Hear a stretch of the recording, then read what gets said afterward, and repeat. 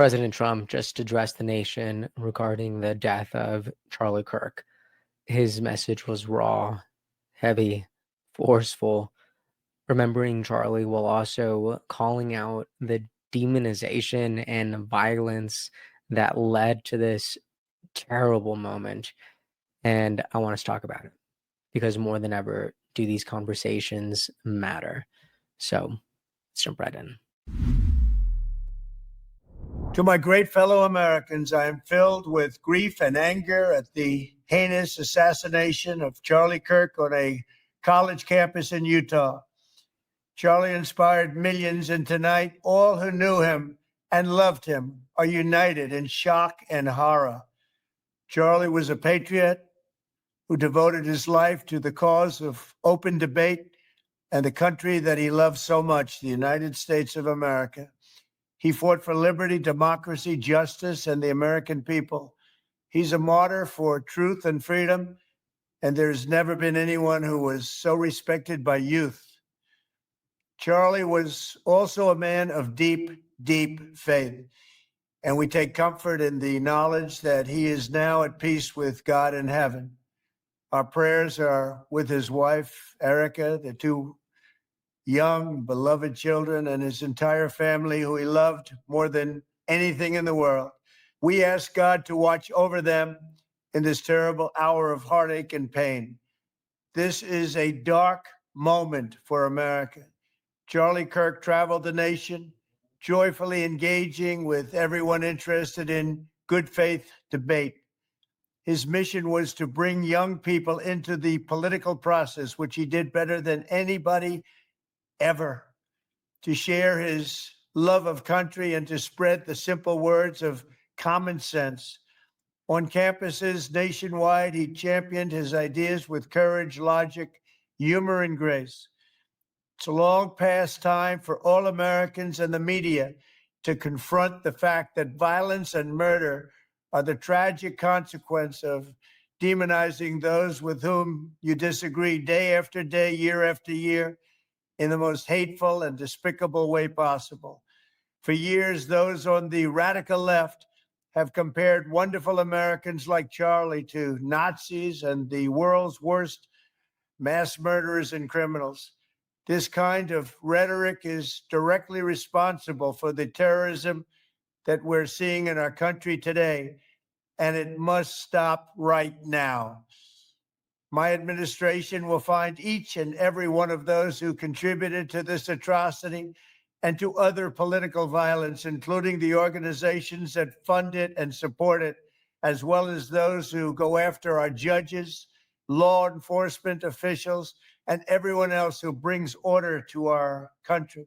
From the attack on my life in Butler, Pennsylvania last year, which killed a husband and father, to the attacks on ICE agents, to the vicious murder of a healthcare executive in the streets of New York, to the shooting of House Majority Leader Steve Scalise and 3 others, radical left political violence has hurt too many innocent people and taken too many lives. Tonight, I ask all Americans to commit themselves to the American values for which Charlie Kirk lived and died, the values of free speech, citizenship, the rule of law, and the patriotic devotion and love of God. Charlie was the best of America, and the monster who attacked him was attacking our whole country. An assassin tried to silence him with a bullet, but he failed, because together we will ensure that his voice, his message, and his legacy will live on for countless generations to come. Today, because of this heinous act, Charlie's voice has become bigger and grander than ever before, and it's not even close. May God bless his memory. May God watch over his family, and may God bless the United States of America. Thank you. There has been so much to digest today, and so much is at stake. What we do in this moment matters. The story that we tell today will shape the future that we create tomorrow.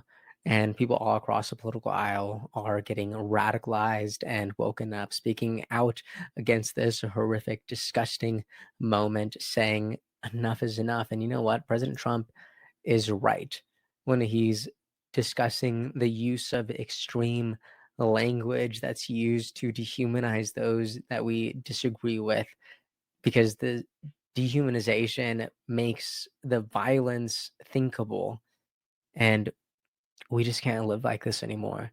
And I'm happy to see people like Elizabeth Warren and AOC and Gavin Newsom calling this out.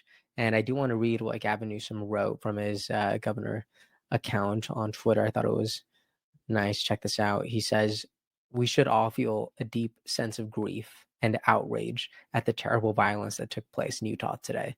Charlie Kirk's murder is sick and reprehensible, and our thoughts are with his family, children, and loved ones. I knew Charlie, and I admired his passion and commitment to debate. His senseless murder is a reminder of how important it is for all of us across the political spectrum to foster genuine discourse on issues that deeply affect us all without resorting to political violence.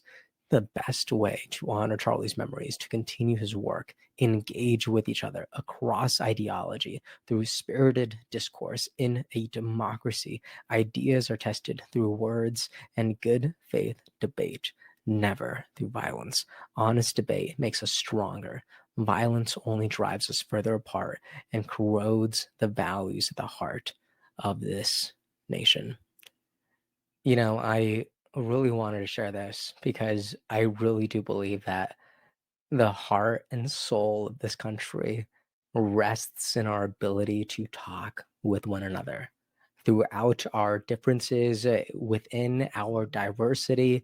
Like, this is how we elevate the conversation. This is how we engage in this provocative public discourse. And we should be able to have these conversations effectively without fear. And I just hope that this isn't just a story that I could share, but a reality we could see in the future. FBI director has an update. Kash Patel 3 hours ago wrote, "The subject for the horrific shooting today that took the life of Charlie Kirk is now in custody. Thank you to local and state authorities in Utah for your partnership with FBI." But he did update this like a little over an hour ago, saying the subject in custody has been released after an interrogation by law enforcement. Our investigation continues, and we will continue to release information in interest of transparency. So I cannot be the only one who thinks that this is infuriating. This means that as of right now, the suspect who murdered Charlie Kirk in broad daylight is still at large. My goodness, things are getting incredibly intense. I did see this from the governor of Utah, Spencer Cox. He held nothing back on Fox News discussing this. Watch this. This is a dark day for our state. It's a tragic day for our nation. And I want to be very clear that this is a political assassination. We are celebrating 250 years of the founding of this great nation.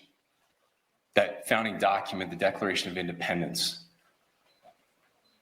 that this great experiment on which we embarked together 250 years ago, that we are endowed by our Creator with certain unalienable rights. The first one of those is life. And today, a life was taken.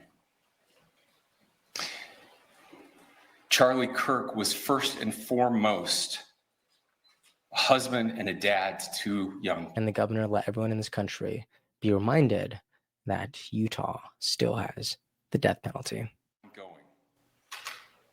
But I want to make it crystal clear right now to whoever did this: we will find you, we will try you, and we will hold you accountable to the furthest extent of the law. And I just want to remind people that we still have the death penalty here in the state of Utah. Give whoever did this disgusting act of violence hell, because this is absolutely unacceptable, completely reprehensible. Whatever differences you hold with someone, whether it's political, personal, ideological, they should never be settled with a bullet. We can't allow this to be normal. If we do, then we are effectively surrendering the very soul of this country. And we can't give up that fight. But that's just what I think. Let me know what you think about all this in the comment section. Tell me how this day has been for you.